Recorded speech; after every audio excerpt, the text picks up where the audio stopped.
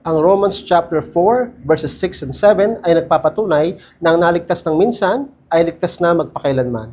Sabi sa verse 6, even as David also described the blessedness of the man unto whom God imputed righteousness without works, saying, blessed are they whose iniquities are forgiven and whose sins are covered.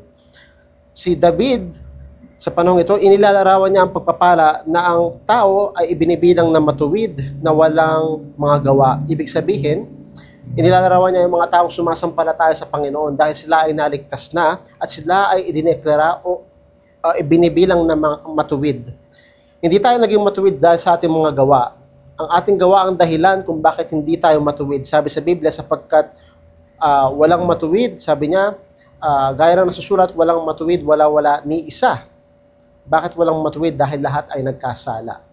Pero, sinasabi ng Diyos na ibinibilang niya tayong matuwid na walang mga gawa. Hindi niya binabase ang ating pagiging matuwid sa ating mga gawa dahil hindi yun ang magpapatuwid sa atin. Ang nagpatuwid sa atin ang ginawa ng ating Panginoong Hesukristo. At ang ating pananampalataya ay nasa gawa ng ating Panginoon at hindi na sa ating mga gawa. Zero confidence sa ating gawa at 100% full trust sa ginawa ni Hesukristo. At yun ang dahilan kung bakit idineklara ka o ibinibilang ka ng Diyos na matuwid. At si David mismo ay nagkasala.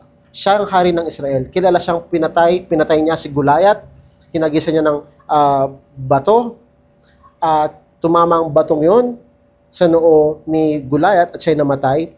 At marami ang nagkagusto sa istoryang ito dahil pinakita ni David ang kanyang pananampalataya. Pero si David, bagamat ganon, nagkasala rin siya.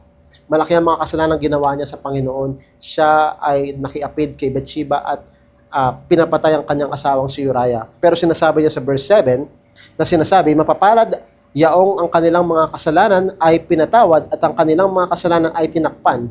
Mapalad ang tao kapag siya'y sumampalataya dahil lahat ng kasalanan niya pinatawad. Past tense, nakaraan, lahat ng kasalanan mo na nakaraan, napatawad na.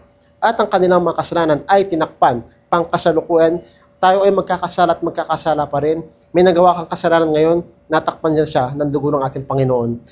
At sa verse 8, tingnan natin. Sabi niya, mapalad ang tao na hindi ibibilang ang Panginoon ang kasalanan. Ibibilang, so in the future, ito'y panghinaharap. Dahil sa panghinaharap ay magkakasala pa rin tayo. Tulad ni David, magkakasala pa rin siya ng panahon na yon in the future, kahit siya'y sumampalataya na.